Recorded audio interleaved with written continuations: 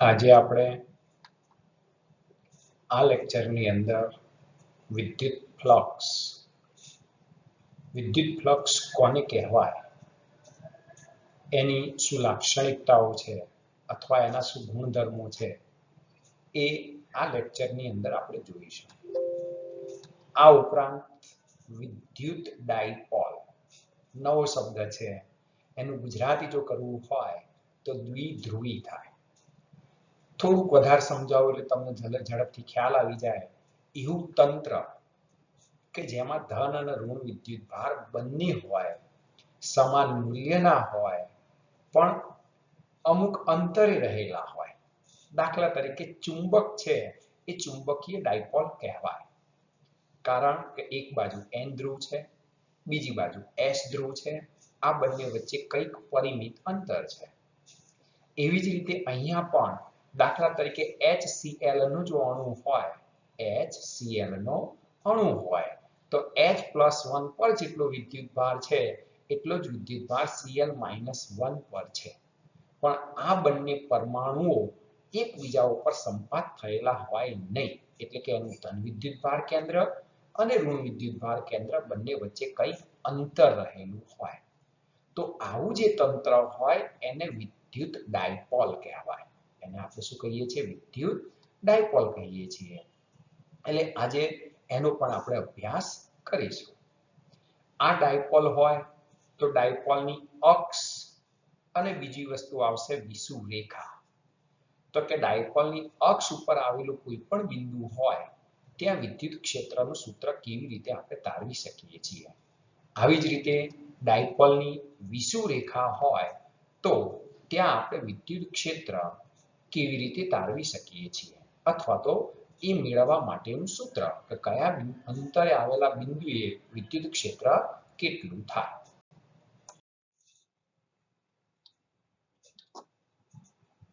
વિદ્યુત ફ્લક્સ વિશે સમજૂતી આપો.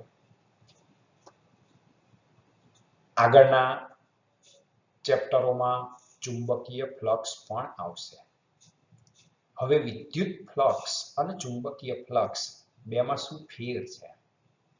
બીજી વસ્તુ કે આપણે વિદ્યુત ફ્લક્સ પહેલા તો કોને કહીએ છીએ, તો થોડુંક હું સમજાવું એટલે ખ્યાલ આવી જશે તમને. કે દાખલા તરીકે અહીંયા કોઈ ધન વિદ્યુતભાર છે. આ ધન વિદ્યુતભાર હોય તો એમાંથી વિદ્યુત ક્ષેત્ર રેખાઓ બહાર નીકળતી હોય. વિદ્યુત ક્ષેત્ર રેખાઓ બહાર નીકળતી હોય. નમૂના ખાતર કેટલીક વિદ્યુત ક્ષેત્ર રેખાઓ આપણે દોરીએ છીએ, બધી દોરતા નથી.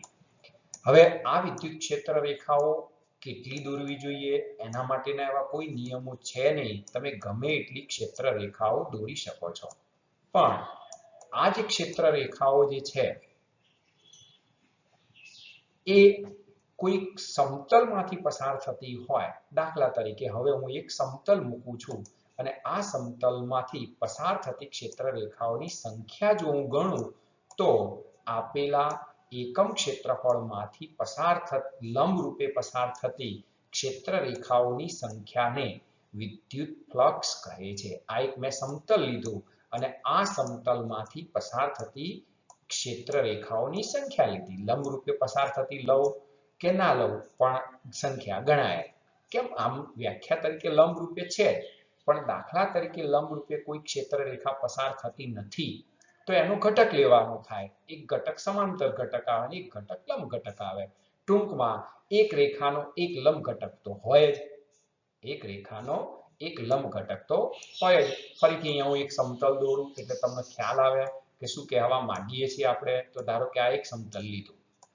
હવે ક્ષેત્ર રેખા લંબ રૂપે આવતી નથી. આ ક્ષેત્ર રેખા ધારો કે આમ ત્રાસી જાય છે, બરોબર? આ ચુંબકીય ક્ષેત્ર રેખા દોરી તો સ્વાભાવિક છે કે મેં તો એવું કીધું કે એકમ ક્ષેત્રફળમાંથી પસાર થતી લંબ રૂપે પસાર થતી ક્ષેત્ર રેખાની સંખ્યા. હવે લંબ રૂપે નથી એટલે શું કરવું જોઈએ મારે? તો કે આ સમતલનું બિંદુ છે કે જ્યાં ક્ષેત્ર રેખા છેદે છે ત્યાંથી આના આપણે બે ઘટકો પાડવા જોઈએ. એક લંબ ઘટક થાય અને એક સપાટીનો સમાંતર ઘટક થાય. સ્વાભાવિક છે કે એક ક્ષેત્ર રેખાનો એક લંબ ઘટક તો આવ્યો. આને આપણે લંબ ઘટક કહીએ છીએ, એટલે પરપેન્ડિક્યુલર આ રીતે લખી શકીએ છીએ, તમને ખબર હશે કદાચ. અને આ સમાંતર ઘટક છે એટલે પેરેલલ કહેવાય. તો આ સમાંતર ઘટક લીધો. ટૂંકમાં એક ક્ષેત્ર રેખાનો એક લંબ ઘટક હોય જ છે. ચલો હવે આ સમતલમાંથી, એટલે કે જે આપણે દોર્યું છે અત્યારે હાલ ગ્રે, અહીંયા હું જો બાઉન્ડ્રી ફરીથી કરું છું તો કે આ સમતલમાંથી પસાર થતી ક્ષેત્ર રેખાઓની સંખ્યા મારે ગણવી છે. અને એ ગણીએ એટલે જ આપણે વિદ્યુત ફ્લક્સ ગણ્યું કહેવાય. વિદ્યુત ફ્લક્સ ગણ્યું કહેવાય. એટલે આવી રીતે આપણે વિદ્યુત ફ્લક્સ શોધીએ છીએ. હજી એનાથી થોડુંક આગળ વિચારીએ કે વિદ્યુત ક્ષેત્ર, તો કે ધન વિદ્યુત ભાર હોય તો વિદ્યુત ક્ષેત્ર બહાર નીકળતી દિશામાં હોય, ઋણ વિદ્યુત ક્ષેત્ર હોય, ઋણ વિદ્યુત ભાર હોય તો વિદ્યુત ક્ષેત્ર અંદર આવતી દિશામાં હોય છે. તો બસ એવું અહીંયા પણ એવું જ થવાનું કે કોઈ પણ સમતલ જો આપણે લેતા હોઈએ અને ઋણ વિદ્યુત ભાર લઈ લઈએ તો એ ઋણ વિદ્યુત ભારની અંદર વિદ્યુત ક્ષેત્ર રેખા અંદર જતી દિશામાં હોય. હવે આ વિદ્યુત ક્ષેત્ર અહીંયા કયા વિદ્યુત ભારથી ઉદ્ભવે છે એવું આપણે અત્યારે હાલ બતાવતા નથી, પણ એવું માની લઈએ કે ભાઈ આ આપણું ક્ષેત્ર રેખાઓ છે અને આ ક્ષેત્ર રેખાઓની અંદર કોઈ એક બંધ પૃષ્ઠ મૂકીએ છીએ.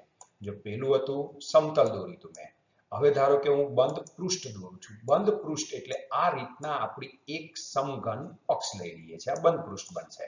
કોઈ પણ આકારનું બંધ પૃષ્ઠ લઈ શકાય છે, પણ વ્યવસ્થિત આકાર હોય અથવા સમમિત આકારો હોય તો તમે એના વિશે આગાહી કરી શકો છો. ચલો આ આપણી અહીંયા બંધ પૃષ્ઠ થયું. જુદી જુદી 6 સપાટીઓ થવાની. આ 6 સપાટીઓમાંથી કઈ સપાટી સાથે કેટલું ફ્લક્સ સંકળાયેલું છે એ આપણે ગણવું જોઈએ. એટલે ધારો કે હું આ જે દોરું છું લાઈન, એ સપાટી નંબર 1 લઈ લઈએ. બીજું કે આપેલી સપાટીને લંબ રૂપે જો કોઈ સદિશ દોરવામાં આવે તો એને ક્ષેત્રફળ સદિશ કહે છે. જો હું આ જે દોરું છું એ સપાટી નંબર 1 નો ક્ષેત્રફળ સદિશ દોરું છું, જેને આપણે સદિશ S પણ કહીએ છીએ. ઘણી વખતે આપણી ચોપડીની અંદર ડેલ્ટા S લખેલું છે, પછી એનું ક્ષેત્રફળ શોધી શકાય કે ધારો કે આની લંબાઈ L હોય તો ડેલ્ટા S બરાબર L² કહેવાય. સપાટીનું માપ A હોય, બાજુનું માપ, તો ડેલ્ટા S બરાબર A² કહેવાય, કારણ કે ચોરસનું ક્ષેત્રફળ થાય. લંબચોરસ હોય તો A અને B બંને આપેલી હોય તો લંબાઈ ગુણ્યા પહોળાઈ થાય. વર્તુળ હોય તો ડેલ્ટા S ની જગ્યાએ પાઈ R² લખાય, વર્તુળ હોય તો. આવી જ રીતે 2 નંબરની સપાટી લઈએ તો આ સપાટીનો ક્ષેત્રફળ સદિશ કઈ બાજુ જાય તો કે આપેલી સપાટીને લંબ અને બહાર નીકળતી દિશામાં હોય. આ ક્ષેત્રફળ સદિશ દોરવા માટેની રીત છે. ધ્યાન રાખજો કે સપાટી નંબર 2 લીધેલી છે આપણે, તો સપાટી નંબર 2 હોય તો એનો ક્ષેત્રફળ સદિશ ડેલ્ટા S એ આપેલી સપાટીને લંબ રૂપે હોય છે. આવી જ રીતે 3જા નંબરની સપાટી, 4થા નંબરની સપાટી, 5મા નંબરની સપાટી અને 6ઠા નંબરની સપાટી થાય. એટલે 6 સપાટીઓ હોય.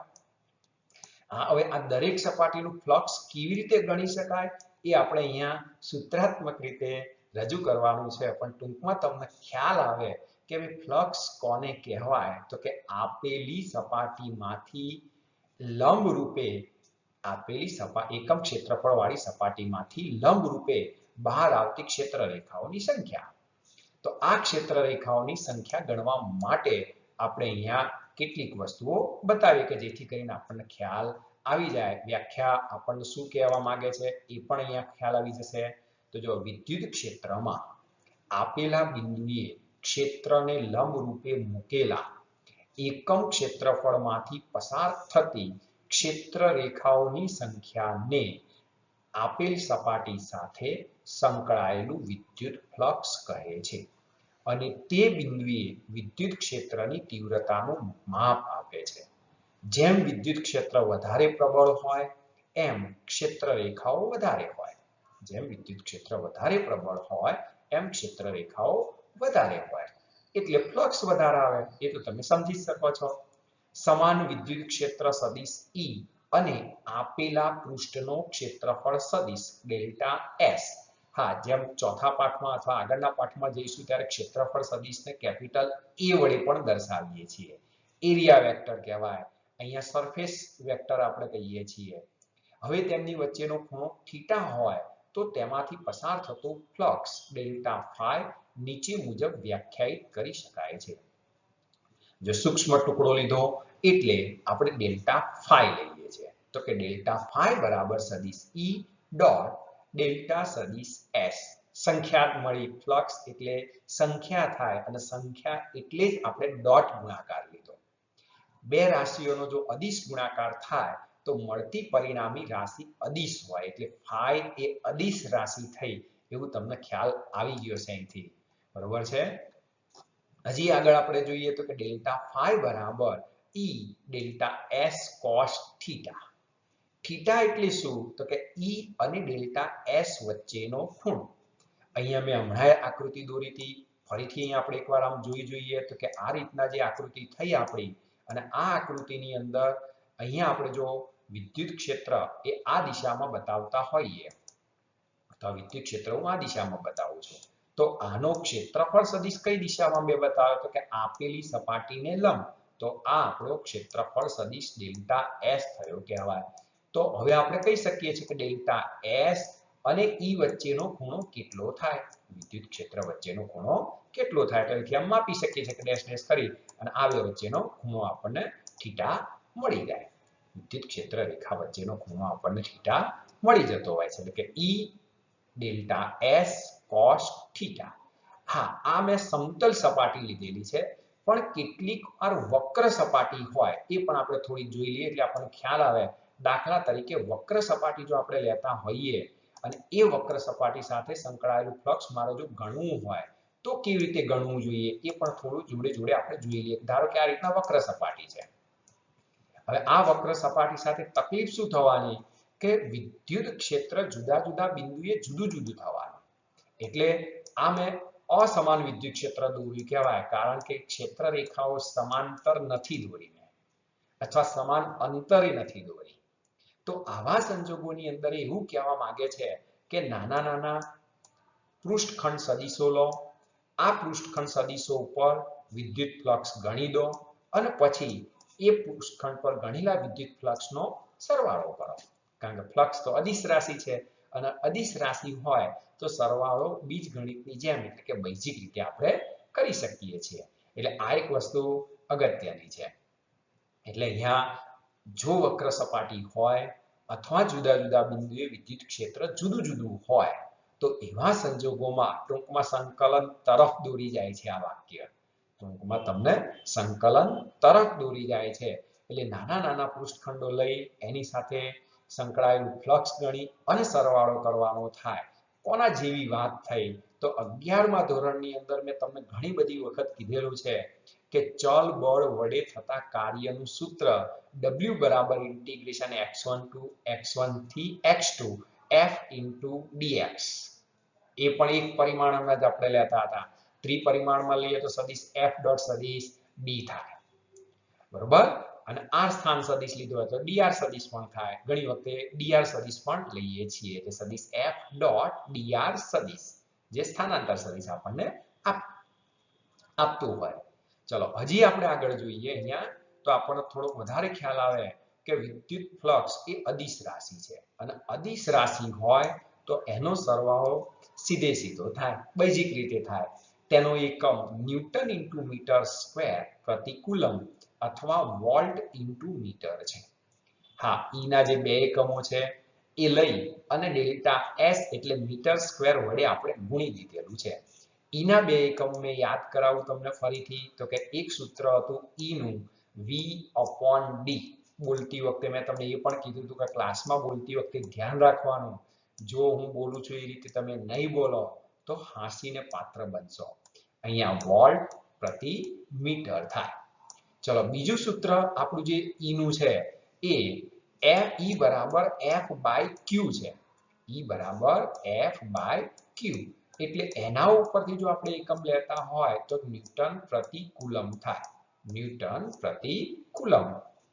હવે આ તો ઈના એકમની વાત થઈ. આપણે તો ડેલ્ટા S નો એકમ પણ લેવાનો થશે. તો મીટર સ્ક્વેર વડે જો ગુણી દો તો અહીંયા જે મેં એકમો લીધેલા છે બંને કે ન્યૂટન ઇન્ટુ મીટર સ્ક્વેર પ્રતિ કુલમ અને વોલ્ટ ઇન્ટુ મીટર આપણને મળી જાય છે. વિદ્યુત ફ્લક્સ ધન, ઋણ કે શૂન્ય હોઈ શકે છે. કોના જેવું કામ થયું? તો સ્થાનાંતર જેવું કામ થયું કે સ્થાનાંતર ધન પણ હોય, ઋણ પણ હોય અને શૂન્ય પણ હોય. આપણને પ્રશ્ન થાય કે ક્યારે શૂન્ય હોય? તો મેં હમણાં જ જે સમઘન દોર્યું હતો અને એ સમઘનની મેં બે જ બાજુઓની વાત કરી, બાકીની ચાર બાજુઓ મેં લીધી નહીં. જો એ ચાર બાજુઓ લીધી હોત તો એની સાથે સંકળાયેલું ફ્લક્સ શૂન્ય હોય. હજી ક્યારે ધન હોય, ક્યારે ઋણ હોય આપણે અહીંયા જોઈએ છીએ એટલે આપણને થોડો ખ્યાલ આવી જશે અંદાજથી. તો પહેલા મુદ્દાની અંદર આપણે જોઈએ તો કે જો ક્ષેત્ર રેખાઓ સપાટીને સમાંતર હોય તો સપાટીને લંબ ક્ષેત્રફળ સદિશ ડેલ્ટા એસ, સપાટીને લંબ ક્ષેત્રફળ સદિશ ડેલ્ટા એસ અને સદિશ ઈ વચ્ચેનો ખૂણો થીટા બરાબર 90 થાય. અને જો 90 થાય તો સ્વાભાવિક છે કે સૂત્રની અંદર cos 90 મૂકવાનું થાય એટલે cos 90 ની કિંમત 0 થાય. તો આવા સંજોગોમાં એની સાથે સંકળાયેલું ફ્લક્સ શૂન્ય થાય. હવે ધારો કે હું અહીંયા ફરીથી એક સમઘન દોરું એટલે તમને ખ્યાલ આવે કે આ એક આપણે સમઘન દોર્યો. હવે ક્ષેત્ર રેખા પણ થોડીક દોરીએ એટલે આપણને ખ્યાલ આવે કે આખો સમઘન દોર્યો. જો અહીંયા સમઘનની જુદી જુદી 6 બાજુઓ હોય, હું કેટલીક ક્ષેત્ર રેખાઓ દોરું એટલે તમને ખ્યાલ આવે, પણ આ ક્ષેત્ર રેખાઓ જો આ દિશામાં જાય છે એટલે તમે સમજી તો ગયા જ હશો. બીજું મેં ક્ષેત્ર રેખાઓ એકબીજાથી સમાન અંતરે અને સમાંતર દોરેલી છે, તો આ સમાન વિદ્યુત ક્ષેત્ર દર્શાવ્યું કહેવાય. ચલો હવે હું સપાટી નંબર 1 લઉં. અહીંયા આપણે લખેલું છે છતાં 1 નંબરની સપાટી લઈ લખીએ તો 1 નંબરની સપાટી થઈ. ચલો આનો ક્ષેત્રફળ સદિશ એટલે આપેલી સપાટીને લંબ બહાર નીકળતી દિશામાં હોય એટલે આ દિશા એના ક્ષેત્રફળ સદિશની થશે, ડેલ્ટા એસ ની થશે. ઈ ની દિશા તો પહેલાથી આપણે દર્શાવેલી જ છે, વિદ્યુત ક્ષેત્રની દિશા તો આપણે પહેલાથી દર્શાવેલી છે. તો આવા સંજોગોમાં થીટા બરાબર 0 થાય. તમે સમજી ગયા છો. ચલો હવે બીજી નંબરની સપાટી જો ક્યાં લખું છું, બે ધ્યાન રાખજો. આ બીજા નંબરની સપાટી લીધી, મેં રાઉન્ડ કર્યો. હવે એ બે નો ક્ષેત્રફળ સદિશ દોરું ડેલ્ટા એસ, તો આપેલી સપાટીને લંબ અને બહાર નીકળતી દિશામાં એટલે આ દિશા થશે. જો આમ જો એરો દોરું છે ખાસ જોજો. તો હવે થીટા બરાબર અહીંયા કેટલા લખી શકાય? તો કે 180 લખી શકાય. કેમ? તો કે વિદ્યુત ક્ષેત્ર છે એ કઈ તરફ જાય છે? તો આપણે જોઈ શકીએ છીએ કે વિદ્યુત ક્ષેત્ર છે એ આપણે જે સપાટી તરફ જોઈ રહ્યા છીએ ત્યાં ડાબેથી જમણા તરફ જઈ રહ્યું છે. જ્યારે ક્ષેત્રફળ સદિશ તો એનાથી વિરુદ્ધ દિશામાં જઈ રહ્યો છે. તો કે એટલે બે વચ્ચેનો ખૂણો 180 થાય. જો હવે આ થીટા કિંમત 0 મૂકું સપાટી 1 માટે તો cos 0 એ 1 થાય. તો આવા સંજોગો માટે ફ્લક્સ ફાઈ ધન થાય. કઈ સપાટી માટે? તો કે સપાટી 1 માટે. ચલો હવે સપાટી નંબર 2 માટે લઈએ તો કે cos 180 લઉં તો cos 180 ની કિંમત માઈનસ થાય. તો આવા સંજોગોમાં ફ્લક્સની કિંમત શું આવશે? તો કે ઋણ આવશે. ફ્લક્સની કિંમત ઋણ આવે. ચલો હવે સપાટી નંબર 3 નો વારો લઈ લઈએ. તો કે સપાટી નંબર 3 ની અંદર જોઈએ તો આનો ક્ષેત્રફળ આપેલી સપાટીને લંબ અને બહાર નીકળતી દિશામાં તમે જોઈ શકો છો કઈ તરફ જાય. જો આ ડેલ્ટા એસ ની દિશા થઈ. તો હવે ઈ ની દિશા કઈ બાજુ છે? તો કે ઈ ની દિશા તો ડાબેથી જમણી તરફ છે, એટલે કે આ આપણી ઈ ની દિશા છે. હું અહીંયા થોડું ઘાટું કરું એટલે તમને ખબર પડે 90 દેખાય એટલે. તો આ આપણી ઈ ની દિશા છે, એટલે કે આ ઈ ની દિશા આપણે થોડી એ જ કલરમાં રાખીએ તો આ ઈ ની દિશા થઈ. ચલો તો બે વચ્ચેનો ખૂણો કેટલો થાય? તો કે 90 થાય. બાકીની ચારે ચાર બાજુની અંદર આની કિંમત 90 થવાની. ઈ અને ડેલ્ટા એસ વચ્ચેનો ખૂણો 90 થાય. જો 90 થાય તો cos 90 બરાબર 0 હમણાં જ મેં તમને કીધું. અને એવા સંજોગોમાં જો મારે ફ્લક્સ ગણવાનું હોય તો શૂન્ય થાય. આવું ચારે ચાર સપાટીઓ માટે થાય કે એમાં સપાટી ટૂંકમાં કે તો ક્ષેત્ર રેખા સપાટીને છેદતી નથી, સમાંતર પસાર થાય છે. તમે અહીં જોઈ શકો છો. જો છેદે નહીં તો બે વચ્ચેનો ખૂણો 90 થતો જ હોય. સપાટીને સમાંતર પસાર છે. જે ત્રાસી રેખા હોય તો થાય. એટલે આપણું ફ્લક્સ ત્યાં શું થતું હોય છે? શૂન્ય થતું હોય છે. હવે અહીંયા આપણે જોઈએ તો કે જો વિદ્યુત ક્ષેત્ર રેખાઓ બંધ સપાટીમાંથી બહાર આવતી દિશામાં હોય અથવા સપાટીને લંબ ક્ષેત્રફળ સદિશ ડેલ્ટા એસ અને ઈ વચ્ચેનો ખૂણો 90 કરતા નાનો હોય તો વિદ્યુત ફ્લક્સ ધન થાય. એનાથી ઊંધું કે વિદ્યુત ક્ષેત્ર રેખાઓ બંધ સપાટીમાં અંદર જતી દિશામાં હોય તો અથવા સપાટીને લંબ ક્ષેત્રફળ સદિશ ડેલ્ટા એસ અને સદિશ ઈ વચ્ચેનો ખૂણો થીટા ગ્રેટર ધેન 90 હોય તો ફ્લક્સ આપણું શું થાય છે? ઋણ થાય છે. ધન ઋણ અહીંથી પણ ખબર પડી જાય સીધું કે ધન આવશે કે ઋણ આવશે. તો એ વાક્ય મેં અહીંયા કીધું, ફરીથી આને નીચે હું અંડરલાઈન કરું અને અહીંયા કલરિંગ કરેલું છે એટલે પણ ખબર પડી જાય કે વિદ્યુત ક્ષેત્ર રેખાઓ સપાટીમાંથી બહાર આવતી હોય તો ફ્લક્સ તમારું ધન અને વિદ્યુત ક્ષેત્ર રેખાઓ અંદર દાખલ થતી હોય તો તમારું ફ્લક્સ ઋણ થાય. સપાટી 1 ની અંદર તમે જોઈ શકો છો કે ફ્લક્સ વિદ્યુત ક્ષેત્ર બહાર આવે છે એટલે ફ્લક્સ તમારું ધન, અને સપાટી 2 માં તમે જોઈ શકો છો કે વિદ્યુત ક્ષેત્ર અંદર જાય છે સપાટી 2 માં એટલે ત્યાં ફ્લક્સ તમારું ઋણ થાય. હજી ફ્લક્સ મેં હમણાં તમને કીધું એ પ્રમાણે કે જો પૃષ્ઠ વક્ર હોય તો આપેલ સપાટીને નાના નાના પૃષ્ઠખંડોમાં વિભાજિત કરી દરેક ખંડ માટે ફ્લક્સ ગણી પછી તેમનો સરવાળો કરવાથી સપાટી S અથવા ડેલ્ટા S ટુકડો કર્યો એટલે ડેલ્ટા S કહેવાય, પણ એ ટુકડાઓનો સરવાળો કરો એટલે આખી સપાટી S બને છે. તો કે S માંથી પસાર થતું કુલ ફ્લક્સ ગણી શકાય. તો કે phi બરાબર સિગ્મા સદિશ E ડોટ ડેલ્ટા S અથવા E delta S cos theta પણ લખી શકાય. આ હવે તમને સંકલન તરફ આ સૂત્ર દોરી જાય છે. હા, સંકલન પ્રક્રિયા વસ્તુ અલગ છે અને ખાલી દોરી જાય છે વસ્તુ અલગ છે. જેવી રીતે મેં હમણાં તમને કીધું કે ચલ બળ વડે થતું કાર્ય જેવી વાત છે. જો તમે નાના નાના સૂક્ષ્મ ટુકડા લીધા હોય તો કે ડેલ્ટા S ટેન્ડ્સ ટુ 0 લીધું હોય તો સરવાળો સંકલનમાં પરિણમે છે. સરવાળો સંકલનમાં પરિણમે છે. હવે આપણે વિદ્યુત ડાયપોલ અને વિદ્યુત ડાયપોલ મોમેન્ટ, વિદ્યુત દ્વિધ્રુવી, ગુજરાતીમાં બોલવું હોય તો કે વિદ્યુત દ્વિધ્રુવી અને વિદ્યુત દ્વિધ્રુવી ચાક માત્રા, મોમેન્ટને આપણે ચાક માત્રા પણ કહીએ છીએ. બંને શબ્દો આમ તો યાદ રાખવા પડશે કારણ કે ક્યારે મોમેન્ટ વાપર્યું હોય, ક્યારે ચાક માત્રા વાપરેલું હોય, ક્યારે ડાયપોલ વાપર્યું હોય, ક્યારે દ્વિધ્રુવી વાપરેલું હોય, એટલે તમને ખ્યાલ પણ આવી જવો જોઈએ. એટલા માટે આપણે અહીંયા એવી રીતે જ તૈયાર કરેલું છે મટીરીયલ કે જેથી કરીને તમને કોઈ એવી તકલીફ પડે નહીં. હવે કોને આપણે ડાયપોલ ગણવો અથવા આનો ઉપયોગ શું? ઘણી બધી વખત આપણને એમ થતું હોય કે આ ફિઝિક્સનો ઉપયોગ શું, આટલી બધી ક્યાં જરૂરિયાત હતી, આ ક્યાં શોધવાની જરૂર હતી, એવું ઘણી વખતે આપણને થતું હોય છે. માઇક્રોવેવ ઓવન તમે જોયેલું જ હશે અથવા સાંભળેલું પણ હશે, એનો ઉપયોગ પણ કરતા હોઈએ છીએ ઘણી વખત. તો આ માઇક્રોવેવ ઓવનની અંદર જે કંઈ આપણે મૂકીએ છીએ એ કેટલી સ્પીડમાં તૈયાર થઈ જતું હોય છે કે એની જે સેકન્ડો હોય, મિનિટ હોય, તો એ મિનિટની અંદર એ વસ્તુ એટલી સ્પીડમાં ગરમ થઈ જતી હોય. આપણને થાય કે આટલું તો શું થાય છે, અને એ વસ્તુ, એ બાઉલ જે છે એને તમે બહાર કાઢી નાખો અને પછી જો માઇક્રોવેવ ઓવનની અંદર હાથ ફેરવો તો કોઈ સપાટી ગરમ હોતી નથી. બાઉલ જે છે એ બાઉલને તમે બહાર કાઢી લો અને અંદરની જે સપાટી હોય એમાં તમે હાથ ફેરવો તો કોઈ સપાટી ગરમ હોતી નથી. હા, બાઉલ દ્વારા જે ગરમી કદાચ મળી હોય તો થોડી ઘણી સપાટી ગરમ થઈ હોય, બાકીની સાઈડ જે સરફેસ કહેવાય ત્યાં ક્યાંય કશું જ ગરમ હોતું નથી. જ્યારે આપણે કોઈ ગેસ ઉપર કોઈ વસ્તુ ગરમ કરી હોય અને પછી જો ગેસના બર્નરને અડો તરતના તરત તો શું થાય તમને ખબર જ છે, કારણ કે એ ગરમ થયેલું હોય, ગરમી ત્યાંથી ઉત્પન્ન થાય છે.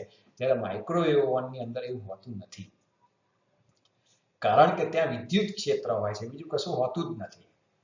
હવે એ વિદ્યુત ક્ષેત્ર એ જે પાણીના અણુઓ હોય એને વિદ્યુત ડાયપોલ બનાવી દે છે. વિદ્યુત ક્ષેત્રની અંદર ફેરફાર કરે એટલે ડાયપોલની અંદર દોલનો થાય અને દોલન કરતો પદાર્થ બીજા પદાર્થ સાથે, એટલે દોલન કરતો કોઈ અણુ હોય એ બીજા અણુ સાથે અથડાય એટલે ઉષ્મા ઉર્જા ઉત્પન્ન થાય. જો ફિઝિક્સ ક્યાં ક્યાં કેવા કેવા સિદ્ધાંતોનો ઉપયોગ કરે છે કે અથડામણ થાય એટલે ઉષ્મા ઉર્જા ઉત્પન્ન થાય જ. કોઈ પણ જગ્યાએ ભાઈ બહેનની અથડામણ હોય, બેન બેનની અથડામણ હોય, બરોબર છે, આપણી મમ્મી જોડે અથડામણ હોય તો આ અથડામણમાં ઉષ્મા ઉર્જા ઉત્પન્ન થતી જ હોય છે. હા, કેટલીક સ્થિતિસ્થાપક હોય, કેટલીક અસ્થિતિસ્થાપક હોય. સ્થિતિસ્થાપક અથડામણ કોને કહેવાય? તો ત્યાં ઉર્જા સંરક્ષણ અને વેગમાન સંરક્ષણનો નિયમ જળવાઈ રહેતો હોય. કેટલીક અસ્થિતિસ્થાપક હોય કે જેમાં આપણે જ ખાલી માર ખાવાનો હોય, સામે આપણે કશું આપી શકીએ નહીં, તો એ અસ્થિતિસ્થાપક સંઘાત કહેવાય. એટલે આવી જે સંઘાત એટલે અથડામણ, તો કે આવું જે સિદ્ધાંત છે એ સિદ્ધાંતનો ઉપયોગ કરી અને ઉષ્મા ઉર્જા ઉત્પન્ન કરવામાં આવે. જે કંઈ ખોરાક આપણે મૂકેલો હોય એમાં કરોડોની સંખ્યામાં અણુઓ હોય, એ અણુઓ ડાયપોલ બની જાય અને એ ડાયપોલ એકબીજા સાથે અથડામણ અનુભવે એટલે એક સાથે ઉષ્મા ઉર્જા ઉત્પન્ન કરે છે. અને આ ઉષ્મા ઉર્જાના કારણે એ ખોરાક ઝડપથી ચડી જાય છે અથવા તો ગરમ થઈ જાય છે. જો ક્યાં સિદ્ધાંત વાપર્યો છે, એટલે આ વિદ્યુત ડાયપોલ આપણા માટે અગત્યનું છે. તો એકબીજાથી પરિમિત અંતર એટલે 2a અંતર, બે વચ્ચેનું અંતરનું નામ આપણે 2a આપીએ છીએ. અંતરે રહેલા બે સમાન મૂલ્યના અને વિજાતીય એટલે એક ધન હોય બીજો ઋણ હોય વિદ્યુત ભારોથી રચાતા તંત્રને વિદ્યુત ડાયપોલ કહે છે. વ્યાખ્યા બહુ સરસ એ રીતે આપણે બનાવી કે જેથી કરીને ઝડપથી યાદ રહી જાય કે એકબીજાથી પરિમિત અંતરે રહેલા બે સમાન મૂલ્યના અને વિજાતીય વિદ્યુત ભારોથી રચાતા તંત્રને શું કહેવાય? વિદ્યુત ડાયપોલ કહે છે. વિદ્યુત ડાયપોલના કોઈ એક વિદ્યુત ભારનું મૂલ્ય અને બે વિદ્યુત ભારો વચ્ચેના અંતરના ગુણાકારને વિદ્યુત ડાયપોલ ચાક માત્રા એટલે કે ડાયપોલ મોમેન્ટ કહે છે. આમ સૂત્રાત્મક રીતે જો આપણે જોતા હોય તો P બરાબર Q into 2a. હા, વિદ્યુત ભારનું મૂલ્ય લીધેલું છે, ધ્યાન રાખજો, કારણ કે ડાયપોલમાં એક પ્લસ વિદ્યુત ભાર હોય, બીજો માઇનસ વિદ્યુત ભાર હોય. એટલે અને બે વચ્ચેનું અંતર એટલે 2a. અહીંયા આપણે જોઈ લઈએ તો કે ડાયપોલનો આ એક માઇનસ q વિદ્યુત ભાર આ બાજુ ધારો કે મૂકવું, આ બાજુ આપણે પ્લસ q વિદ્યુત ભાર મૂકીએ, તો આ બંને વચ્ચેનું જે અંતર છે એ અંતરનું નામ 2a આપવાનું છે. જો અહીંયા 2a અંતર એટલા માટે લીધેલું છે કે ડાયપોલના મધ્ય બિંદુ પર જ્યારે આપણે ઉગમ બિંદુ મૂકીએ ત્યારે કોઈ પ્રશ્ન ના થાય, કારણ કે એક બાજુનું અંતર પ્લસ એ આવે તો બીજી બાજુનું અંતર માઇનસ એ આવે. ઉગમ બિંદુ મૂકવાનું થાય ત્યારે અથવા એને આપણે જ્યારે કાર્ટેશિયન યામ પદ્ધતિમાં લેવાનું થાય ત્યારે. તો હવે આપણું સૂત્ર શું બન્યું? તો કે P બરાબર Q into 2a. P બરાબર શું થાય? તો Q into 2a. તો કે કોઈ એક વિદ્યુત ભારનું મૂલ્ય ગુણ્યા બે વિદ્યુત ભાર વચ્ચેનું અંતર. ચલો હજી આપણે અહીંયા જોઈએ તો કે -q અને +q વિદ્યુત ભારો વચ્ચેનું અંતર 2a હોય તો વિદ્યુત ડાયપોલની ચાક માત્રા સદિશ P બરાબર Q into 2a. હવે એક વસ્તુ, ડાયપોલ મોમેન્ટ એ સદિશ રાશિ છે, એટલે જ મેં સદિશ P બરાબર Q into 2a સદિશ લખ્યો. અહીંયા એ પણ જોવું થાય કે જો સદિશ રાશિ હોય તો એની દિશા હોય, it has a direction. તો કે કઈ દિશા હોય? તો કે ડાયપોલ મોમેન્ટની દિશા ઋણથી ધન તરફ હોય. જ્યારે આપણે ડાયપોલ દોરીશું ત્યારે આ રીતના આપણે એરો બતાવીશું, તો એ બતાવે છે કે એની દિશા ઋણથી ધન તરફની હોય છે. એટલે જ્યારે મારે સ્થાન સદિશમાંથી સ્થાનાંતર સદિશ 2a લેવાનો થાય ત્યારે મારે +q ના યામમાંથી -q ના યામ બાદ કરવા પડે. અંતિમ સ્થાન સદિશમાંથી પ્રારંભિક સ્થાન સદિશ બાદ કરતા મને સ્થાનાંતર સદિશ મળે છે. એટલે +q ના યામમાંથી -q ના યામ શું કરવા પડશે? મારે બાદ કરવા પડશે. હવે તમે સમજી ગયા હશો કે એનો ઉપયોગ શું છે. ક્યારેક સદિશ સ્વરૂપમાં જો ગણવાનું થાય ત્યારે તમે એ વસ્તુ સમજી શકતા હોવા જોઈએ કે +q ના યામમાંથી -q ના યામ બાદ કરું એટલે મને સ્થાનાંતર સદિશ મળે અને માનાંકની અંદર 2a સદિશ કરું એટલે બે વચ્ચેનું અંતર મળી જાય. જો યામ સ્વરૂપમાં q અને -q આપેલા હોય તો. હવે અહીંયા આપણે જોઈએ તો કે વિદ્યુત ડાયપોલ ચાક માત્રા સદિશ રાશિ છે અને તેની દિશા ઋણ વિદ્યુત ભારથી ધન વિદ્યુત ભાર તરફની હોય છે. ધન વિદ્યુત ઋણથી ધન. જો વિદ્યુત ક્ષેત્ર હોય તો ધનથી ઋણ, પણ ડાયપોલ મોમેન્ટ હોય તો ઋણથી ધન. આ થોડુંક યાદ રાખવાનું કે જેથી કરીને મિક્સઅપ થઈ જાય નહીં. ડાયપોલનો કુલ વિદ્યુત ભાર શૂન્ય હોય છે. કેમ એ તો તમે સમજી જ શકો છો, કારણ કે જેટલો ધન વિદ્યુત ભાર છે એટલો ઋણ વિદ્યુત ભાર તો છે જ, એટલે પરિણામી વિદ્યુત ભાર તો શૂન્ય. પણ છતાંય એનું વિદ્યુત ક્ષેત્ર શૂન્ય ના હોય, કારણ કે વિદ્યુત ભારોના સ્થાન અલગ અલગ છે. વ્યાખ્યા જ આપણને કહે છે કે એકબીજાથી પરિમિત અંતરે રહેલા એવા બે વિદ્યુત ભારો, કે એક ધન હોય એક ઋણ હોય અને સમાન મૂલ્યના હોય, તો જ એને વિદ્યુત ડાયપોલ કહેવાય. હવે નીટની અંદર પૂછાયેલો એક પ્રશ્ન આપણે જોઈએ વિદ્યુત ડાયપોલ પર, કે જેથી કરીને આપણને ખ્યાલ આવે કે શું કહેવા માંગે છે. તો કે L લંબાઈની ડાયપોલની ડાયપોલ મોમેન્ટ P છે, તેને અર્ધવર્તુળાકારમાં વાળતા નવી ડાયપોલ મોમેન્ટ કેટલી થાય? ઓપ્શનની અંદર 2p/π, બીજા ઓપ્શનમાં 3p/π, ત્રીજા ઓપ્શનની અંદર p/√2 અને ચોથા ઓપ્શનની અંદર p થાય. તો એનો અર્થ કે આમાંથી કયો ઓપ્શન સાચો છે? હવે L લંબાઈની એક ડાયપોલ મેં બાજુમાં આકૃતિ દોરી છે. ડાયપોલ હોય આમ તો બે વચ્ચેનું અંતર 2a લઈએ છીએ, પણ રકમમાં આપણને કીધેલું છે L લંબાઈ, એટલે આપણે એની L લંબાઈ લીધી. એક બાજુ -q વિદ્યુત ભાર મૂક્યો, બીજી બાજુ q વિદ્યુત ભાર મૂક્યો. ડાયપોલ દોરી નથી, ખાલી સમજાવવા માટે આપણે સ્ટીક દોરી છે. બાકી તો બે બાજુ વિદ્યુત ભારો હોય અને વચ્ચેનું અંતર 2a હોય. પણ આપણને ખ્યાલ આવે કે આ એક ડાયપોલ છે કે જે બે બાજુ વિદ્યુત ભાર ધરાવે છે અને એની L લંબાઈ છે. હવે એને મારે શું કરવાનું છે?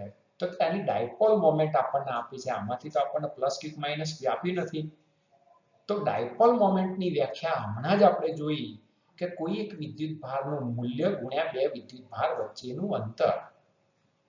આપણે સૂત્ર તરીકે યાદ રાખતા કે p q × 2a, તો ક્યારેય મેળ પડે નહીં અહીંયા. પણ જો તમે આ યાદ રાખો કે કોઈ એક વિદ્યુત ભારનું મૂલ્ય ગુણ્યા બે વિદ્યુત ભાર વચ્ચેનું અંતર, તો આપણે એને કહી શકીએ છીએ કે p q × 2a થાય. પણ અહીંયા 2a ની જગ્યાએ તો આપણે L લીધેલું છે, તો આપણે કહી શકીએ છીએ કે p q × L. આપણું એક સૂત્ર મળી ગયું કે માટે p q × L. આને સમીકરણ નંબર 1 કહી રાખીએ એટલા માટે કે આપણને એ પાછળથી કામમાં આવવાનું છે. હવે આપણી જે ડાયપોલ આમ સુરેખ છે, સીધી છે, એને તમારે વાળવાની છે. અને વાળીએ છીએ એટલે સ્વાભાવિક છે, હું હમણાં આકૃતિ નીચે મૂકું છું કે એનો અડધો પરિઘ જે છે, અર્ધવર્તુળાકાર વાળીએ છીએ એટલે અડધો જે પરિઘ છે એ લંબાઈમાં ફેરવાઈ જાય, અથવા લંબાઈ છે અડધા પરિઘમાં ફેરવાઈ જાય છે. જો હવે આપણે આની આકૃતિ જોઈએ તો કે આ આકૃતિની અંદર આપણે જે સીધી ડાયપોલ લીધી હતી, અહીંથી અહીં સુધીનું અંતર જે L હતું, જો અહીંયા લાલ કલર કરું છું, એ હવે આ રાઉન્ડની અંદર આવી ગયું. આ લંબાઈ છે આ રાઉન્ડમાં આવી ગઈ. એનો અર્થ કે એની લંબાઈ છે વર્તુળનો અડધો પરિઘ બને, કારણ કે અર્ધવર્તુળાકારમાં વાળી એટલે. હવે અડધો પરિઘ એટલે તો કે 1/2 2πr કેન્દ્ર લઈએ અહીંયા, કારણ કે વર્તુળ હોય એટલે સ્વાભાવિક છે તમારું કેન્દ્ર હોય. કેન્દ્ર હોય તો એની ત્રિજ્યા હોય. તો અહીંથી અહીં સુધીનું જે અંતર છે એને આપણે સ્મોલ r વડે ઓળખીશું. સ્મોલ r વડે ઓળખીશું. એટલે અહીંયા 1/2 × 2πr is equal to capital L, કે જે લંબાઈ હતી એ વર્તુળનો અડધો પરિઘ બની ગઈ. તો બે તો ઉડી જવાના, તો માટે πr બરાબર L બનશે. માટે r બરાબર L/π. હવે સૂત્રમાં શું જોઈએ છે તો નવી ડાયપોલ શોધવાની છે, કારણ કે વળાંક વળી ગયો.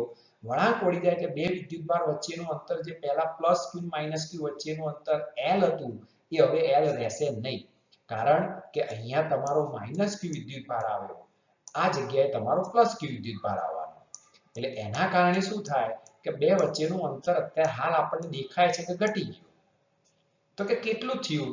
તો કે વ્યાસ જેટલું થયું. બે બાજુના બે છેડા લઈએ એટલે વ્યાસ જેટલું અંતર થાય. એટલે આપણે r ને ઉપરથી 2r લઈ લઈએ છીએ કે વ્યાસ 2r બરાબર 2L/π. શું થયું? બે વિદ્યુતભાર વચ્ચેનું અંતર આપણને 2r મળી ગયું, કે 2r = 2L/π. હવે નવી ડાયપોલ મોમેન્ટ p' બરાબર કોઈ એક વિદ્યુત ભારનું મૂલ્ય ગુણ્યા બે વિદ્યુત ભાર વચ્ચેનું અંતર. વિદ્યુત ભાર તો એના જ રહ્યો, પણ બે વચ્ચેનું અંતર બદલાઈ ગયું એટલે કે 12/π વડે ગુણી દીધા. હવે આગળ આપણે સૂત્ર નંબર 1 મેં હમણાં કીધું, ભલે લખ્યું નથી પણ આપણે સમજી શકીએ છીએ કે આ સૂત્રની કિંમત તમે આની અંદર મૂકી શકો છો. તો કે માટે P' બરાબર આપણે QL ની જગ્યાએ P મૂકો તો કે 2p/π થાય. અને આપણા ઓપ્શન તરીકે જો આપણે જોતા હોય તો આપણો જવાબ છે એ સ્મોલ a અથવા તો કેપિટલ A જવાબ આપણો આવે.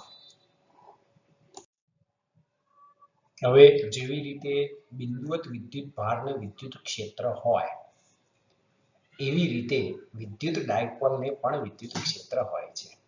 હમણાં આપણે ડાયપોલની સમજૂતી લીધી ત્યારે આપણે એવું સમજાવેલું હતું કે ડાયપોલનું વિદ્યુત ક્ષેત્ર શૂન્ય હોતું નથી, કારણ કે એના વિદ્યુત ભારોના સ્થાન જે છે એ અલગ અલગ છે. તો અહીંયા વિદ્યુત ડાયપોલનું વિદ્યુત ક્ષેત્ર કયા સૂત્ર અનુસાર બદલાય છે એ આપણે જોવું જોઈએ. બિંદુવત વિદ્યુત ભારને એકવાર યાદ કરી લઈએ એટલે આપણને થોડો ખ્યાલ આવી જાય કે આ રીતના ધારો કે મેં q વિદ્યુત ભાર લીધો હોય, સ્મોલ q પણ લઈ શકું છું, કેપિટલ Q પણ લઈ શકું છું. તો આ સ્મોલ q વિદ્યુત ભાર અહીંયા છે. હવે એનાથી r અંતરે હું ઊભો છું એટલે મારું બિંદુ અહીંયા છે, હું આ P બિંદુએ ઊભો છું. તો આ અંતર કેટલું, પહેલું તો મારે અંતર શોધવું પડશે એટલે કે r અંતર છે. તો કે વિદ્યુત ક્ષેત્ર કેટલું થાય તો કે E બરાબર 1/4πε0/r². આ રીતના યાદ ના રહે તો મેં તમને સરળતાથી કીધેલું છે કે kq/r² પણ લખી શકાય. k ની જગ્યાએ જરૂર પડે ત્યારે આપણે 1/4πε0 લખીએ છીએ એ યાદ રાખવાનું. જરૂર પડે ત્યારે 1/4πε0 લખીએ છીએ એ આપણે યાદ રાખવાનું. એટલે આવી રીતે તમે બિંદુવત વિદ્યુત ભારના કારણે ઉદ્ભવતું વિદ્યુત ક્ષેત્ર શોધી શકો છો. તો આવી જ રીતે ડાયપોલનું વિદ્યુત ક્ષેત્ર કેવી રીતે શોધાય એ આજે આપણે જોઈએ. તો કે વિદ્યુત ડાયપોલની અક્ષ પર આવેલા બિંદુએ વિદ્યુત ક્ષેત્રનું સૂત્ર તારવો. હવે પહેલા તો અક્ષ કોને કહેવાય, વિષુવરેખા કોને કહેવાય એ પણ આપણે પહેલા એકવાર જોઈ લઈએ એટલે આપણને આકૃતિમાં ખ્યાલ આવી જાય કે દાખલા તરીકે આ એક આપણો -q વિદ્યુત ભાર છે એટલે હું અહીંયા માઈનસ લખું છું, બરોબર. વિદ્યુત ભાર -q લીધેલો છે, ધ્યાન રાખજો. ચલો એવી રીતે આ બાજુ આપણે +q વિદ્યુત ભાર લઈ શકીએ છીએ. તો કે આ બાજુ આપણે +q વિદ્યુત ભાર લઈએ. ચોપડી પ્રમાણેની આકૃતિ લેવી હોય તો આપણે થોડુંક ફેરફાર કરી દઈએ એટલે ચોપડી પ્રમાણેની આકૃતિ આવે. એટલા માટે ચોપડીની અંદર એને એવું કરેલું છે કે આ બાજુ -q વિદ્યુત ભાર લીધેલો છે, આ બાજુ +q વિદ્યુત ભાર લીધેલો છે. એટલા માટે કે ડાયપોલ મોમેન્ટની જે દિશા છે એ -q થી +q ની બતાવવી હોય તો આ p ની દિશા બતાવી શકાય. ચલો આ ડાયપોલ મોમેન્ટ p ની દિશા બતાવી. હવે અક્ષ કોને કહેવાય, આ બે વચ્ચેનું અંતર જ્યારે હું લેતો હોઉં તો હવે તમને એ તો યાદ જ છે કે આ બંને વચ્ચેના અંતરને આપણે 2a વડે દર્શાવીએ છીએ. હા, દાખલો હોય, MCQ હોય તો એની અંદર જો કીધેલું હોય તો જ આપણે L લઈએ છીએ, બાકી 2a જ અંતર લઈએ છીએ. હવે અક્ષ કોને કહેવાય તો અહીંયા આપણે એક લાઈન દોરીએ કે જે થોડું જુદા કલરની લઈએ એટલે આપણને ખ્યાલ આવે કે આ જે રેખા દોરું છું એને અક્ષ કહેવાય. આ જે રેખા દોરી એને અક્ષ કહેવાય. તમે સમજી ગયા હશો. તો અહીંયા હું અક્ષ લખું છું શબ્દ એટલે તમને ખ્યાલ આવે. બીજું વિષુવરેખા કોને કહેવાય તો કે આ ડાયપોલનો લંબ દ્વિભાજક દોરું તો એને વિષુવરેખા કહેવાય. હવે એ જ દોરવું હોય તો આપણે અહીંયા આ રીતના એક્ઝેક્ટ વચ્ચોવચ લઈ અને આમ જે દોરીએ છીએ આપણે લાઈન, ઊભી લાઈન, તો એને આપણે શું કહીએ છીએ, વિષુવરેખા કહીએ છીએ. થોડીક મેં ઘાટી એટલા માટે દોરી કે આપણને થોડો ખ્યાલ આવે. મારે અક્ષ પરનું પહેલા કોઈ બિંદુ લેવું છે તો કે એ P બિંદુ લઈ લો અહીંયા, બરોબર. જો સ્મોલ p અને કેપિટલ P આમ ફેરવાય છે પણ આપણે P બિંદુ લીધું. પેલામાં Q બિંદુ લેવાનું છે. તો કે +q ના કારણે ઉત્પન્ન થતું વિદ્યુત ક્ષેત્ર કઈ દિશામાં હોય તો કે ધનમાંથી બહાર નીકળતી દિશામાં. અને P માટે બતાવવાનું છે એટલે E+ મારે બતાવવાનું થાય. પ્લસ નો અર્થ એવો થાય કે ધન વિદ્યુત ભારના કારણે વિદ્યુત ક્ષેત્ર. હવે P બિંદુએ -q ના કારણે ઉદ્ભવતું વિદ્યુત ક્ષેત્ર કેટલું તો કે અહીંયા આ રીતે બતાવવાનું થાય. પણ જો તીર હું નાનું દોરું છું પ્રશ્ન થાય કે કેમ નાનું તીર દોર્યું, તો ઋણ વિદ્યુત ભાર પી બિંદુથી ઘણો જ દૂર છે, જ્યારે ધન વિદ્યુત ભાર પી બિંદુની નજીક છે, એટલે એનું વિદ્યુત ક્ષેત્ર વધારે હોય, જ્યારે ઋણ વિદ્યુત ભારનું વિદ્યુત ક્ષેત્ર પ્રમાણમાં ઓછું હોય. આ બંનેનું પરિણામી લઈ અને આપણે વિદ્યુત ક્ષેત્ર શોધી શકીએ છીએ. આ અક્ષ પરની વાત થઈ. આવી જ રીતે વિષુવરેખામાં જ્યારે આવીએ ત્યારે એની આકૃતિ ફરીથી આપણે થોડી સમજાવીશું કે કેવી રીતે ત્યાં આપણે અંતરની ગણતરી કરવાની થાય. ચલો અહીંયા આપણે હજી થોડું તો કે અક્ષ પરના પી બિંદુએ વિદ્યુત ક્ષેત્રનું સૂત્ર આપણે તારવવું છે. તો કે કેવી રીતે આપણે લઈએ છીએ, તો પહેલી આકૃતિ. હવે અંતર હંમેશા કેન્દ્રથી ગણાય, જે આપણે આગળ કીધું ના, પણ અહીંયા આપણે કહી દઈએ છીએ કે આ અંતર જે લીધું એ ડાયપોલના કેન્દ્રથી લીધેલું છે. ડાયપોલના કેન્દ્રથી આ અંતર આપણે લીધેલું છે. તો આની આપણે જો વાત કરતા હોઈએ હવે, તો કે આકૃતિમાં દર્શાવ્યા પ્રમાણે ડાયપોલના કેન્દ્રથી r અંતરે આવેલા પી બિંદુએ વિદ્યુત ક્ષેત્ર શોધવું છે. આ માટે q વિદ્યુત ભારથી મળતું વિદ્યુત ક્ષેત્ર E માઈનસ અને q વિદ્યુત ભારથી મળતું વિદ્યુત ક્ષેત્ર E પ્લસ સદિશ E પ્લસ વિદ્યુત ક્ષેત્ર છે. સ્વાભાવિક છે કે આ બંનેનો મારે સરવાળો કરવો જોઈએ. હા, સદિશ સરવાળો કરવો જોઈએ. આ ખાસ શબ્દ અગત્યનો છે, કારણ કે વિદ્યુત ક્ષેત્ર એ સદિશ રાશિ છે.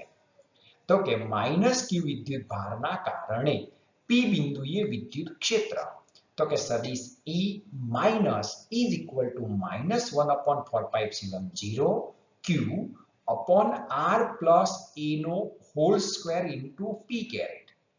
p કેરેટ એ દિશા આપી છે. કઈ દિશા? તો કે E માઈનસ ની દિશા કરતા પરસ્પર વિરુદ્ધ છે. એટલે જો p ની દિશા કઈ તરફ લીધી? તો -q થી +q તરફ.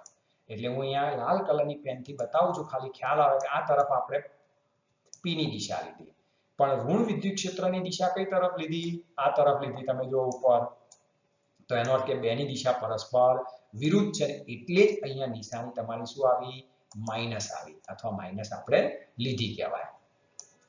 ચલો હજી બીજું અંતર r + a કેમ લીધું? તો મધ્ય બિંદુથી આપેલા p બિંદુનું અંતર કેટલું થાય?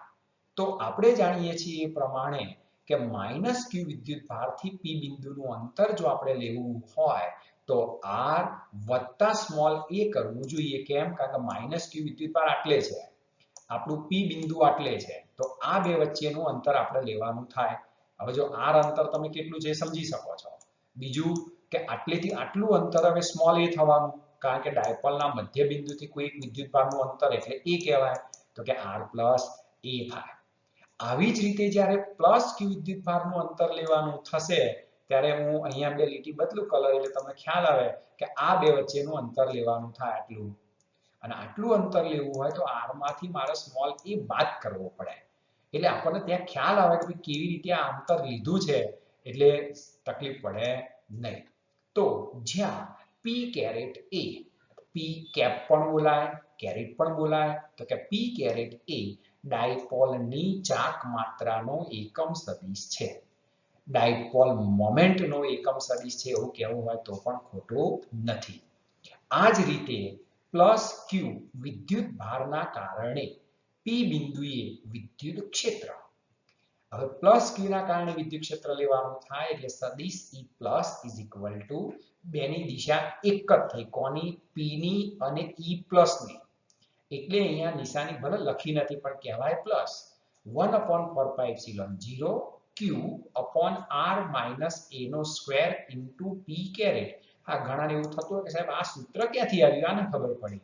તો આ સૂત્ર E બરાબર kq upon r સ્ક્વેર જ છે. k ની જગ્યાએ લખ્યું 1/4πε0 q તો +q કે -q upon r square. r એટલે અંતર, આપેલા બિંદુથી વિદ્યુત ભારનું અંતર, જે અહીંયા r + a અથવા r - a બને છે. એટલે હવે તમે સમજી ગયા છો કે કેવી રીતે આ સૂત્ર બને. ચલો હજી આ સૂત્રની અંદર આપણે તો પરિણામી વિદ્યુત ક્ષેત્ર જોઈએ છીએ તો કે પરિણામી વિદ્યુત ક્ષેત્ર સદિશ E is equal to E plus સદિશ વત્તા E minus સદિશ જે કોમન વસ્તુ હોય એ તો આપણે બહાર કાઢી લઈએ છીએ તો કે Q upon 4 pi epsilon 0 કૌંસની અંદર 1 upon r minus a નો square minus 1 upon r plus a નો સ્ક્વેર into p caret.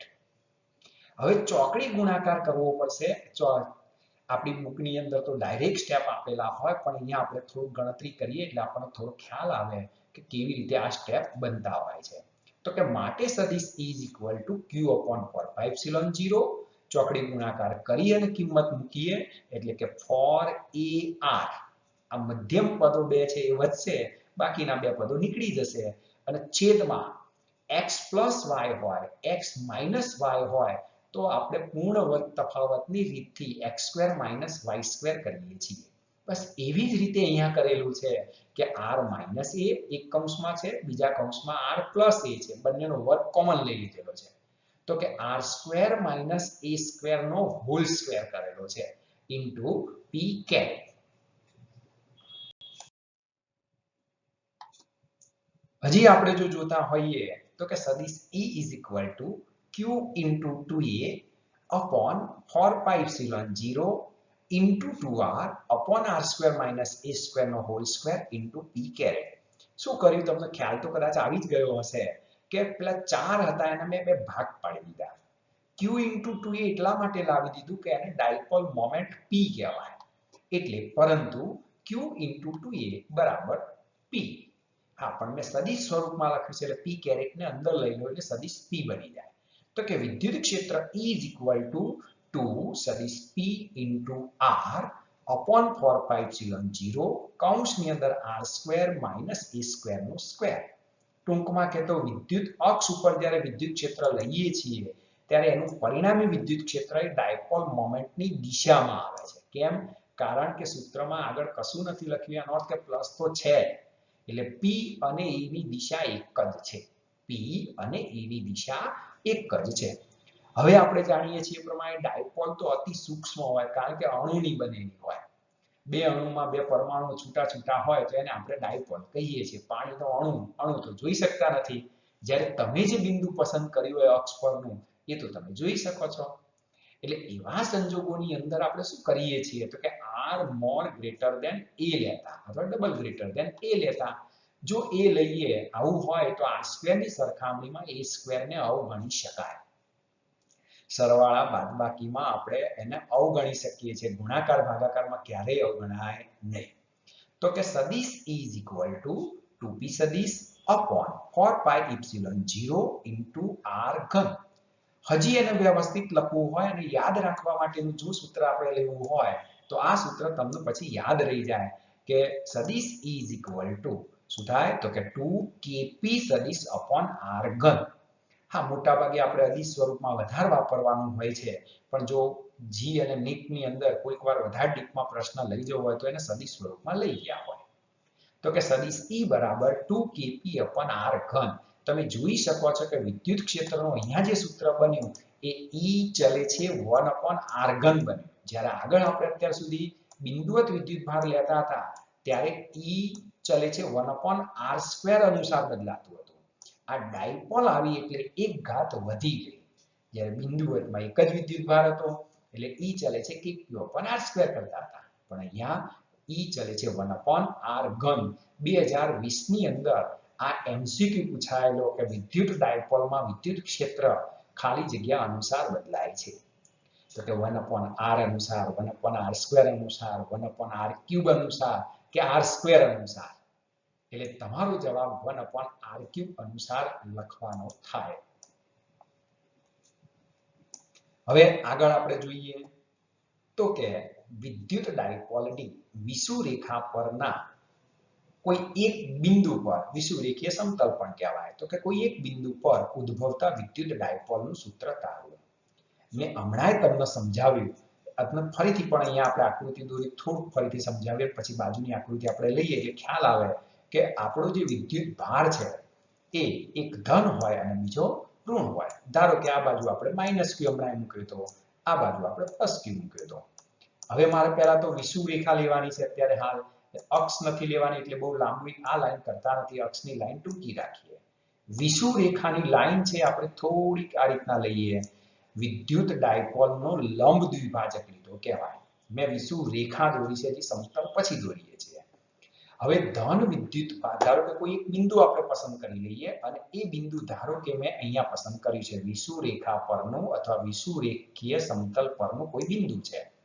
અને આ બિંદુએ મારે વિદ્યુત ક્ષેત્ર શોધવું છે હવે વિદ્યુત ક્ષેત્ર શોધવું હોય તો ધનના કારણે ઉત્પન્ન થતું વિદ્યુત ક્ષેત્ર કઈ જગ્યાએ તો કે આપેલા બિંદુએ તો કે આ દિશામાં હોય કેમ કારણ કે ધન વિદ્યુત ભારના કારણે બહાર નીકળતી દિશામાં વિદ્યુત ક્ષેત્ર હોય એટલે જો અહીંયા લેતો હોવ તો E+ ની દિશા મેં આ બાજુ લીધી કહેવાય ચલો ઋણના કારણે વિદ્યુત ક્ષેત્ર લેવાનું હોય તો હું આમ લઉં અહીંયા બાકીના પછી ડેશ ડેશ બતાવું એટલે આપણને ખ્યાલ આવે કે ઋણમાં વિદ્યુત ક્ષેત્ર અંદર જતી દિશામાં થાય એટલે કે E અને અહીંયા માઈનસ તો કે આ બંનેનું પરિણામી જો લેવું હોય કારણ કે બંને સદિશ રાશિ છે અને સદિશ રાશિ હોય તો તમારે પરિણામી મેળવવું પડે અને પરિણામી એ સમાંતર બાજુ ચતુષ્કોણના નિયમ પરથી આપણે મેળવી શકીએ છીએ તો એનું પરિણામી વિદ્યુત ક્ષેત્ર આ દિશામાં આવશે જો એ હજી સમજાવવા પ્રયત્ન એ કરું છું હું કે આ પરિણામી E ની દિશા થઈ પરિણામી સદિશ E ની દિશા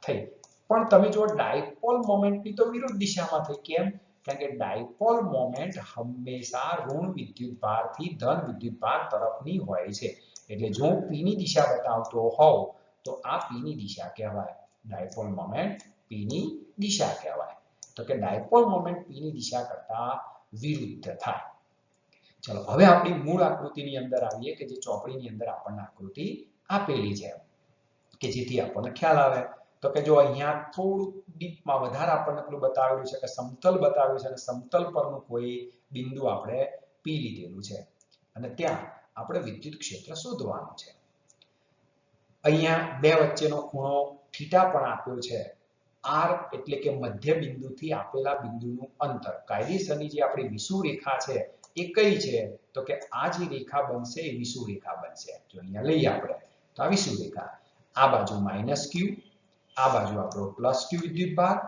બરોબર બીજું અહીંથી P બિંદુનું અંતર આ અંતર લીધેલું છે પણ એને જોડે જોડે આપણને ખૂણો થીટા પણ આપી દીધેલો છે એટલા માટે કે થીટા સાથે જો કોઈ ફેરફાર થતો હોય તો પણ લઈ શકાય P બિંદુએ વિદ્યુત ક્ષેત્રની દિશા એટલે આપણી આ દિશા લીધી છે જે ડાયપોલ મોમેન્ટ કરતા વિરુદ્ધ દિશામાં છે ડાયપોલ મોમેન્ટની દિશા તમને અહીંયા બતાવી છે આ જગ્યાએ એરો કરીને આમ આપણને બતાવેલી છે ડાયપોલ મોમેન્ટની દિશા ચલો હવે એ આપણે જો જોવું હોય તો કેવી રીતે થાય એ આપણે જોવાનું થાય તો કે આકૃતિમાં ડાયપોલના કેન્દ્રથી વિષુવરેખીય સમતલમાં r અંતરે આવેલા બિંદુએ વિદ્યુત ક્ષેત્ર શોધવું છે +q અને -q વિદ્યુત ભારોના કારણે ઉદ્ભવતા વિદ્યુત ક્ષેત્રના મૂલ્યો સમાન મળે છે કેમ એવું તો કે બિંદુ વિદ્યુત ભાર છે એનાથી સમાન અંતર બિંદુ P આવેલું છે +q થી અંતર ગણો તો એટલું થાય અને -q થી અંતર ગણો તો પણ એટલું જ થાય તો કે નીચે મુજબ ગણી શકાય છે હવે પેલું અંતર કેટલું થાય તો અહીંયા હું ફરીથી એક વસ્તુ દોરું એટલે તમને ખ્યાલ આવે કે આ અંતર આપણે આ રીતના લઈએ છીએ કે આ જગ્યાએ આપણું P બિંદુ છે સમજજો બરાબર આ જગ્યાએ આપણું મધ્ય બિંદુ છે મધ્ય બિંદુનું નામ નથી આપ્યું પણ હું અત્યારે કો આપી દઉં છું આ જગ્યાએ આપણું +q વિદ્યુતભાર છે બરોબર તે બિંદુનું નામ નથી પણ જોઈએ હવે આ અંતર મારે ગણવું છે એ કલર બદલું એટલે તમને ખ્યાલ આવે કે ભાઈ આ અંતર આપણે ગણવું છે આ અંતરને હંમેશા આપણે r લઈએ છીએ આ ડાયપોલનું કોઈ એક અડધું અંતર છે એટલે સ્મોલ a લેવાનું થાય તો આ અંતર કેટલું થાય તો કે કર્ણનો વર્ગ બરાબર બાકીની બે બાજુના વર્ગોનો સરવાળો મારે કર્ણ જ જોઈએ છે વર્ગ નથી જોઈતો એટલે વર્ગમૂળ કરવું પડશે તો આપણે કહી શકીએ છીએ કે a² + r² અથવા r² + a² આપણે કહી શકીએ છીએ બંનેમાંથી ગમે તે એક લખી શકીએ છીએ r² + a² પણ આપણે લખી શકીએ છીએ તો કે હવે E+ બરાબર E- બરાબર 1/4πε0 * q / વર્ગમૂળમાં r² + a² નો હોલ સ્ક્વેર શું કર્યું, કઈ સૂત્ર લીધું તો કે E બરાબર KQ upon R square. E બરાબર KQ upon R સ્ક્વેર. હા, બંને માનાંકના મૂલ્યો છે એટલે ટૂંકમાં કહેતો વિદ્યુત ક્ષેત્રના મૂલ્યો છે, ધ્યાન રાખજો, સદિશ સ્વરૂપ નથી, એટલે E પ્લસ E માઇનસ આપણે લઈ શકીએ છીએ, જ્યાં માઇનસ Q કે પ્લસ Q સુધીનું અંતર એ વર્ગમૂળમાં R square plus A square થાય. અહીં વિદ્યુત ક્ષેત્ર પ્લસ E સદિશ અને E માઇનસ ના લંબ ઘટકો પરસ્પર વિરુદ્ધ દિશામાં મળતા હોવાથી તેની અસર નાબૂદ થાય છે, જ્યારે સમાંતર ઘટકો એક જ દિશામાં મળતા હોવાથી તેમનો સરવાળો થાય છે. અહીંયા એવું કહેવા માંગે છે કે એક વિદ્યુત ક્ષેત્ર આ દિશામાં છે, સમજો બરાબર, ઘટક કેવી રીતના પાડે છે. બીજું વિદ્યુત ક્ષેત્ર હમણાં જ આકૃતિ દોરી એટલે આ દિશામાં આવ્યું, બરોબર. આ વિદ્યુત ક્ષેત્ર એટલે E પ્લસ હતું, સદિશ સ્વરૂપમાં આપણે લેવાનું થાય એટલે કે E પ્લસ સદિશ થાય. ચલો, નીચેનું વિદ્યુત ક્ષેત્ર એટલે E માઇનસ સદિશ થાય. હવે આના મારે ઘટકો પાડવા છે, મેઇન વસ્તુ આ છે. તો હું ધારો કે ઉપરના સદિશના ઘટકો પાડું છું, તો આ સદિશના આ ઘટકો આ દિશામાં થશે, એક આમ ઘટક થાય, બીજો આમ થાય. ટૂંકમાં સદિશને આવરી લઈએ એવી રીતે એના બે ઘટકો પડે.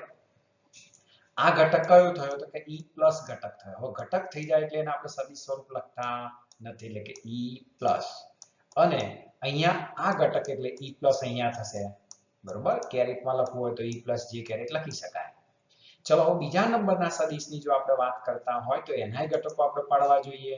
તો કે એના ઘટકો કઈ તરફ આવશે તો કે એના ઘટકોમાં એક ઘટક અહીં નીચે આવશે અને બીજો ઘટક અહીંયા જ આવવાનો. હું સહેજ એના ઉપર દોરું એટલા માટે કે બે અલગ અલગ દેખાય તમને.